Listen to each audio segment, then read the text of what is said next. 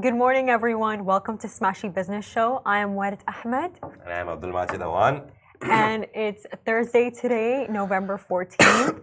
And the topics that we have today are very interesting. Yeah, a lot of funny things happening. There's a Department of Government Efficiency now in the US, which will be launched. We don't know how it will work. There's no details. But apparently, when you see Elon Musk, the owner of X, ranting about it on his Twitter, he's just reposting anything and everything regarding it. And he is giving his opinion on what the department will do.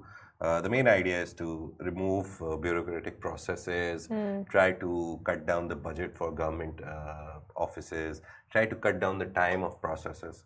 But our AI minister, UAE's Minister of AI and Digital Economy, Umar Al-Ulama, he tweeted a very nice thing. He congratulated Musk and Ramaswamy. Both have been placed by Trump in this role. And he said that, yes, good idea. But we've already done that in the UAE. Yeah. We have a zero bureaucracy program, which was launched last year. And we're already doing it. We're trying to remove 2,000 procedures and steps from the whole government procedures. So just to give you an example, if you're going for visa, Emirates ID, all these things, they all are government procedures, right?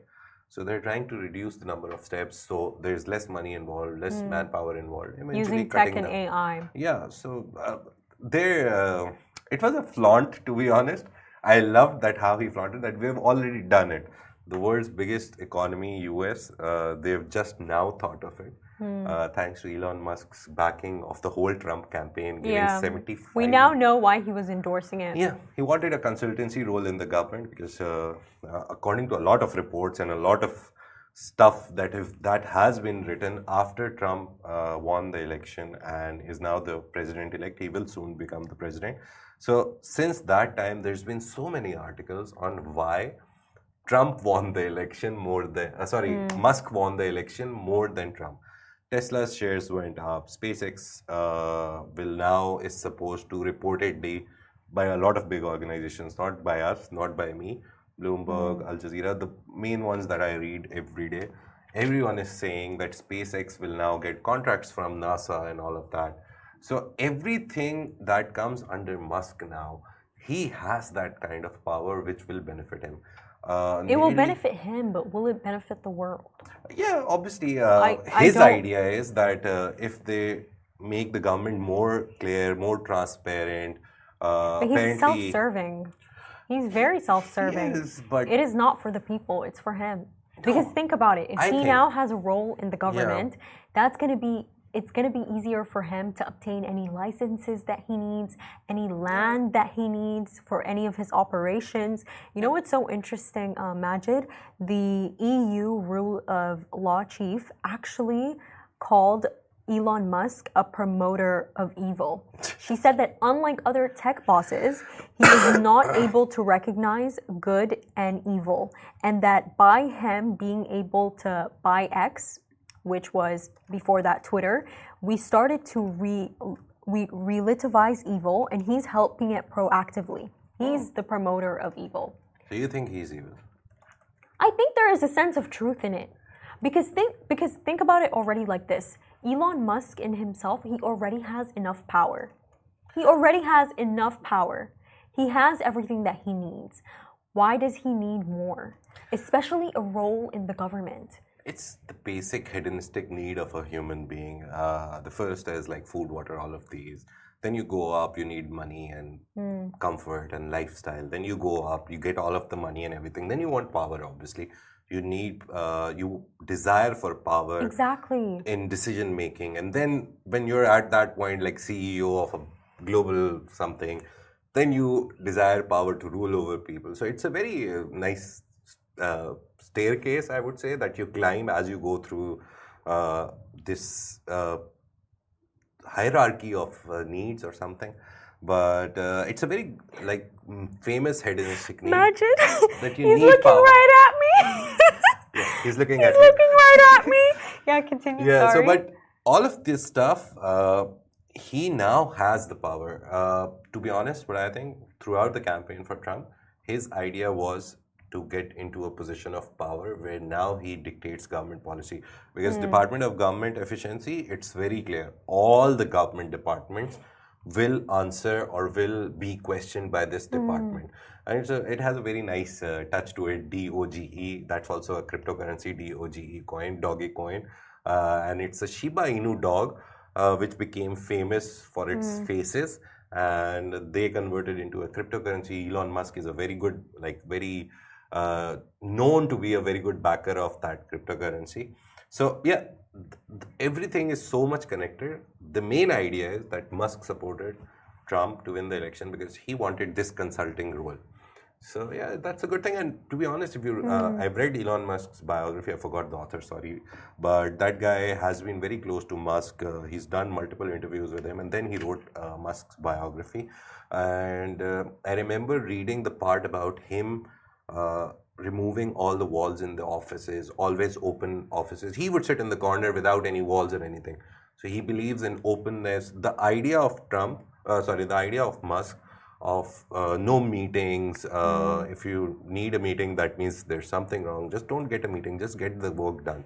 So he has a very niche way of thinking. Not niche. He has a very Musk way of thinking because with all these big ideology. guys, you look at Jeff Bezos, he has his own clear idea, a very specific ethos of work that he has. Then Bill Gates, you name any person, everyone has their own unique style. So Musk's style is like removing all the barriers, just getting the work done. Look, I think he's very smart and he's very admirable. That's for sure. His skills, they're insane. However, I don't believe that people with this much intelligence should obtain that much power. So you believe in the superhero movie where the smart guy will become the villain, right? The good guys are also superheroes. Look, I really don't think that somebody with this much, especially somebody who almost controls the AI sector and has revolutionized it, I find that to be very dangerous. But you know what's so interesting? When you take a look at Elon Musk's family life in general, it's interesting because his father just very recently, he spoke very highly of him. He said that he's very smart, but he does think that he has a hidden agenda behind endorsing Trump. But what's interesting is Musk called his dad a terrible human being. I just find it all so interesting. It's just the family thing that goes on. To be honest, with us guys, we grew up hating our dads sometimes because obviously your dad gives you a realistic version of the world. They want you to be strong and never think that someone will give just anything to you. Especially talking about Desi dads, like the dads of India and Pakistan. We have this very cultural notion that the dad has to be strict and the mother is the loving person in the house.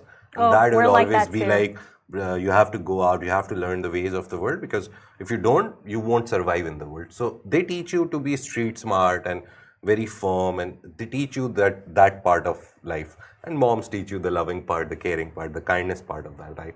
So I guess to an extent, his quote is related to that. But overall, the idea that Musk supported Trump, I don't think he is evil. I believe if you want someone to be in a place of power, better it be a very, very smart man because he will use his smart and obviously for his purposes. Obviously, self is one part of self, but he eventually will also make things better because he knows that how, and especially with Musk, he knows how to get the work done. Referring to NVIDIA CEO, I remember, he was talking about a data center that NVIDIA built with Musk for XAI. And he was like, it's a whole 6-month process to get the land and then to put in the infrastructure, bring in all the people. So the whole construction and everything, from 0 to 100, A to Z, takes 6 months. And he's like, that's the best time. Otherwise, it takes 2-3 years. He said, with Musk, we built it in 19 days. 6 months is the best time. 2-3 years is the normal time. He built that data center in 19 days.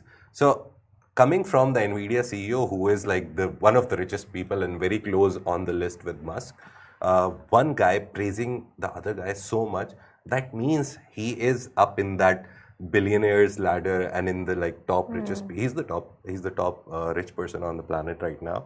So all this shows that everyone is praising Musk not for what he has, but what he has to offer as well. And that the main thing about Musk that any CEO I've seen talking about is that he removes all the extra procedures and he just wants to get the things done.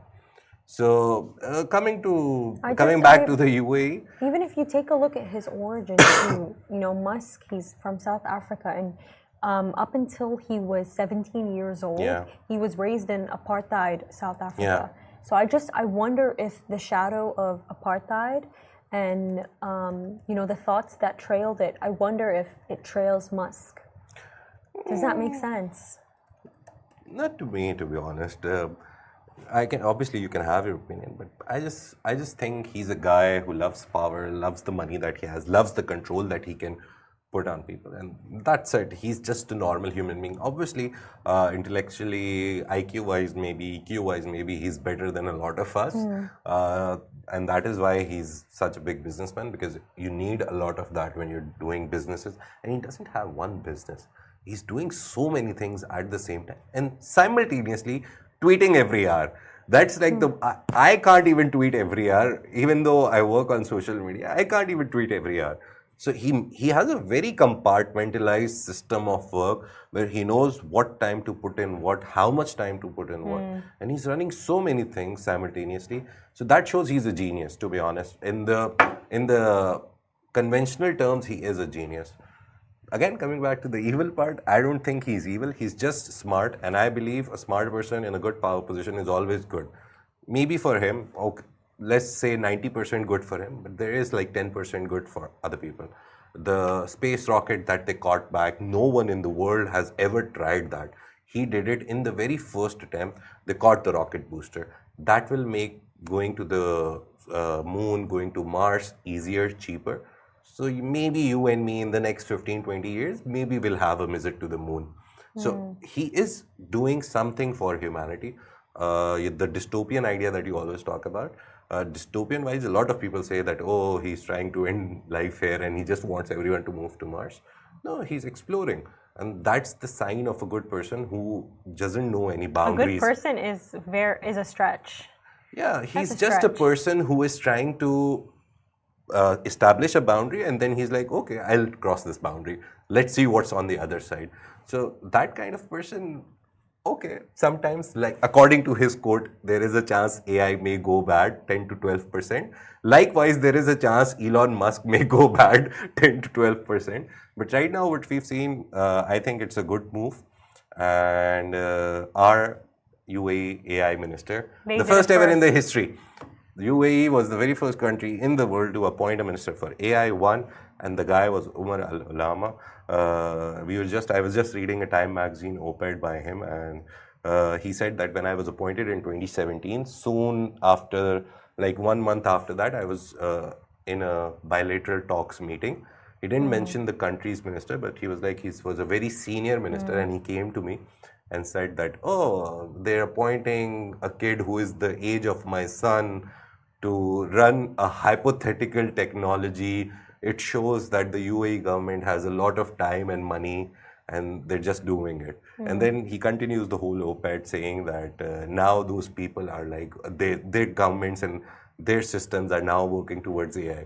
So UAE, according to him, is like 10 years beyond the world, like 10 years forward to the world. Everyone was talking about just AI. UAE already started establishing data centers here. That, oh, for AI, you will need data centers. And Saudi Arabia is following suit. There's data centers in Saudi Arabia. So yeah, UAE, I think the greatest thing about UAE, as in the article also, the op-ed by him for Time magazine, that even if they see a hint of the future, that, oh, this may happen, they just start building something around it. And right now, by the way, I would definitely predict that in the future, when history is written, the UAE will be a very big part of the AI race. They definitely will be. So the contemporary history of the world, like every 50 or 100 years, you see the history of the world. And UAE, especially Saudi Arabia now with their Vision 2030 in the last decade or so, UAE has been doing great since like 15, 20 years. Whatever industry you see in the world, they were exceptional at it. when AI and all these new technologies coming in, they're great at it. But Saudi Arabia has caught up. That's the good part. So, yeah, if you make a Venn diagram, UAE will be this big, Saudi Arabia will be near them because they've started doing so much so quickly. And thankfully, to be honest, the blueprint is provided by UAE. Not downplaying Saudi Arabia's contribution, not downplaying their involvement in it or like 99% of the work. But to be honest, UAE provided the blueprint because they were the first ones to implement anything and everything possible. You wouldn't never think about building the tallest building in the desert. It's impossible. The sand here is not good for the area. The land is not good for a stable such big building. They did it. They made anything. Museum of Future is like the example. You know, I'm going there today. Yeah. I'm excited. So making that building itself is an idea which no one thought of. And they made a building, such beautiful calligraphy. The inside is so beautiful.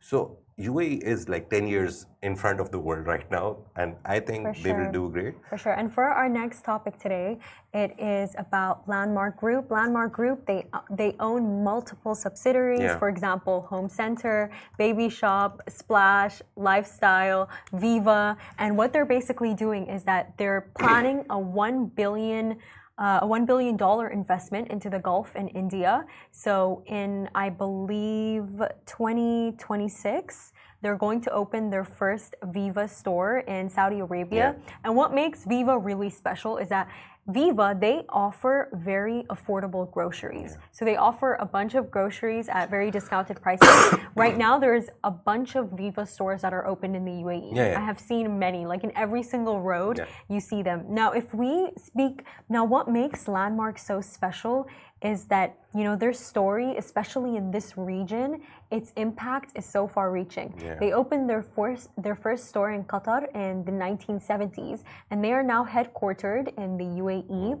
And their story in itself, what makes this company beautiful is that all of the subsidiary companies that they have, they're all affordable, by the way. Yeah. Like I've shopped at Home Center, Splash, Baby Shop, and they provide everything that a person could possibly need, but in such affordable prices. Yeah. And even though they're providing such affordable prices, the company is still doing really good profit-wise. And what's even more interesting to me, I was telling Majid, it's just the story of like their owners. Previously, it was owned by Mickey Jagtiani started it. The very first store, he started a baby product store in Bahrain. And then he died. So Renuka Jagtiani, zero retail experience. That's the good story. That's like the interesting part, that she has zero retail experience, zero like running a business experience. And now today, Landmark did 7 billion in revenue last year. And out of that, they're trying to get 1 billion into more expansion. So the story itself is very inspiring. Renuka's story. Then Mickey Jagtiani's story. Obviously, he was the founder. He laid the foundation, and his wife built on that foundation an empire. And the most important thing whenever I read about these groups is, when I came to the UAE, it was a very interesting idea for me that you look at brands. You always talk about brands. For example, if I'm shopping, if I want like these button-down shirts, casual or like semi-casual or semi-formals, I would opt for Centerpoint, Max, R&B. These 2-3 brands are always there where you get good quality, good prices. There's always a sale going on, summer sale, winter sale. And it's I think with Landmark Group, what is so beautiful about the company is that they cater to minorities. Yeah. Because we're constantly discussing how you know there are a lot of billionaires and millionaires who live in the UAE, but that's not a whole always middle class community. Exactly, as well. That's not always the case for everybody, and that these stores that Landmark Group has provided and they have built. They've made it easier for people to be able to adapt in this country and still be able to obtain things that rich people have, but at such affordable prices. And just going back to the subject of their CEO Renuka, am I saying her name right? Yeah. So Renuka, after the passing of her husband, she actually took over the reins and became the CEO of Landmark Group, and she is right now one of the richest Indians in the world with $5.6 billion as her net worth, according to Forbes. Yes, it has gone up. So it's pretty impressive. And she's actually the reason for why Landmark itself actually what's it called, expanded into India. She's the one who pushed for that expansion and was a very big part of it. But the entire story, it's beautiful because you feel that they hear the people. Yeah. You know? And also she started Splash, under Landmark Group. There were a lot of brands, but Splash was her baby. She actually started it from scratch, and you have Splash everywhere in the world right now, in Pakistan and India. Here in the Middle East, you have so many. You can find it in Mall of the Emirates. Yeah, so there's nearly 400 retail stores that they run under different brands. Just going through all of them, and I was like, okay, some of them even I didn't know. I know a lot about Landmark. So Lifestyle Max, Home Center, Homebox, Emax. Then they're into hospitality and leisure business as well. So Oasis Mall, Fitness First, City Max Hotels, Food Mark, Balance, Zafran Indian Bistro, that's a restaurant. So they're not into retail only. Retail is like the biggest business, but they're also in hospitality and leisure. And I remember they have the Shukran program, so I use it a lot. I'll get a lot of money back, and then I can buy stuff from it. The main point that I was trying to make is Landmark. Then you talk about Al Shaya, you talk about Apparel Group. There's a lot of groups that are here, and you never know them unless you do a deep dive.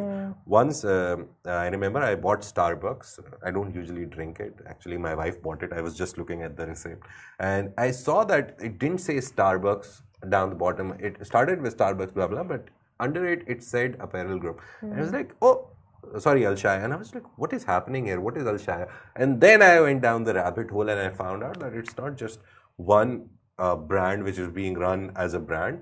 There's a whole company, a group there, and they run all the brands. So some of them are their own brands, some of them are the franchises that they buy from other countries. So it's a very nice concept here in UAE to build like a house where you have different brands, local brands, own brands, franchised brands. So yeah, UAE is actually, these guys, to be honest, they came at a time when UAE was thriving. Exactly. And that is the opportunity that they took, and they took a risk, to be honest. The competition was not that high at that time. It wasn't a competition, but there was a lot of risk involved. These guys invested in the UAE, like they had said, okay, this country, we believe in it. We believe the idea or the vision that the rulers of this country have, and we want to grow here, so we'll support it. So a lot of investment came into that thing. So it's not just like they just came out of nowhere and became millionaires and billionaires. They invested their time, energy, money. Actually, they were very young when they came here, so they actually spent a lot of their youth building these brands. And eventually, with the growth of UAE, they grew. So today, if you look at them and be like, oh, they're such big groups, only because they came at a good time. No, they came at a good time, but it was a very risk-based investment that they did at that time. Yeah, and you know what's so inspiring about their late CEO, Mickey, is that Mickey, before he moved to the Gulf and he founded the Landmark Group, he was a taxi driver. He was a taxi driver, and he was cleaning up hotel rooms to make ends meet. And I believe he also dropped out. So it's just to see that, you know, they became billionaires from that. That's so inspiring. That's so inspiring, especially, I believe, for the Indian community in the UAE. We have such a large Indian community. So to have such amazing role models, I think it's really inspiring. Like, how do you feel about that, Majid? The main thing I feel when I look at them, the inspiration that I take from, is that a lot of them didn't come from money. The same like taxi drivers. But again, they invested at a time where they saw an opportunity. It's like, I'll give you a very weird and simple example. I think it's weird because a lot of people don't invest in crypto. In January this year, it was about 38,000. Right now, it's above 90,000. So if someone took a risk, but this is a very short-term risk and it has a very bad downfall. It can go to zero at any point in time. No one knows when or why, but it's growing. Likewise, for them, it was a 10-year, 12-year plan. You look at any person, the Gems guy, we did a Dreamers episode about him. He worked here. He sold fruits on the Indian streets. But their parents came. They were both teachers. They were teaching in the UAE at that point. So they had a lot of expat kids who didn't understand Arabic. So they started teaching English and then set up a small school. And then he came back from India and then he was like, okay, I can build something on it. So a lot of people, they literally started from zero. So it's like, it's not a bad thing that if you're at zero, there is always an opportunity for you to grow. just find something that you love maybe, or that you For think sure. you can grow. And especially in this region, Majid, I feel that we really see how Indians and just South Asians in general have expanded their sphere of influence. Because even when I think about it, a lot of my favorite brands, by the way, are founded by Indian businessmen. Like, for example, you know that I'm pretty sure they have other ice cream brands too. I mean, other brands in general, but Quality.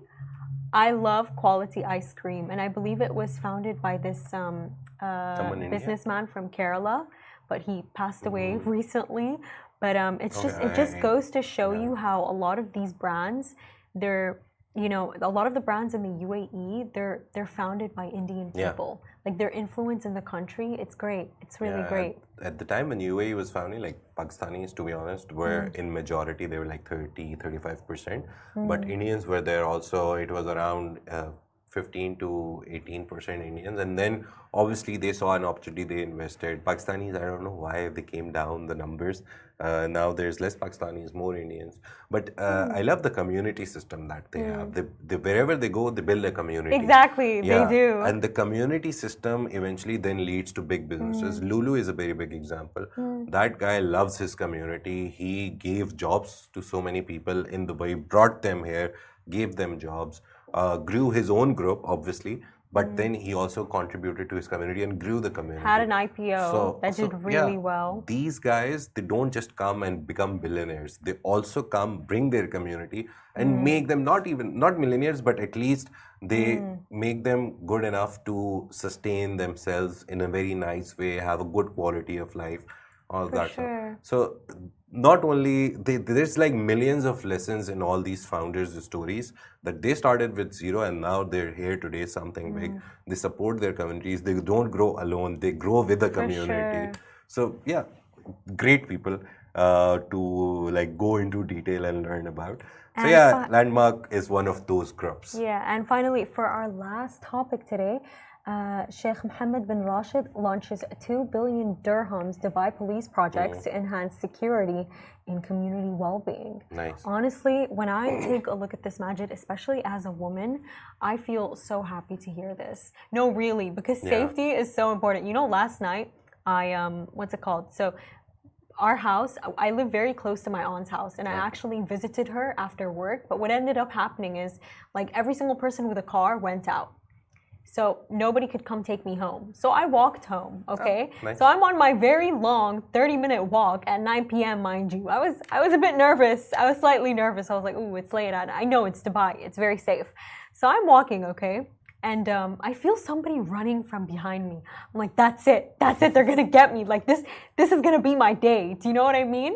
And imagine it was just a man jogging. Yeah. And I remember he just kept running and he was like, sorry. And I was like, oh, okay. Like, you know what? It is safe. It is safe. But just like in general, safe, it could always be more safe. It could always be more safe. And this program over here, yes, they're investing 2 billion dirhams, but it's actually divided into different projects. So what they're doing is that they're going to open more training centers. They're also going to improve the analysis of like crime prevention. Yeah. So they're really going to work on that. And I think that's something that's really important.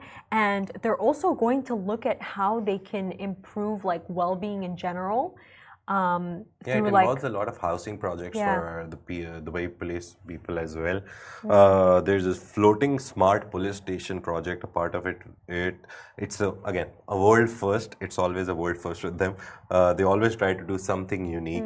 So a world first facility located offshore at the World Islands.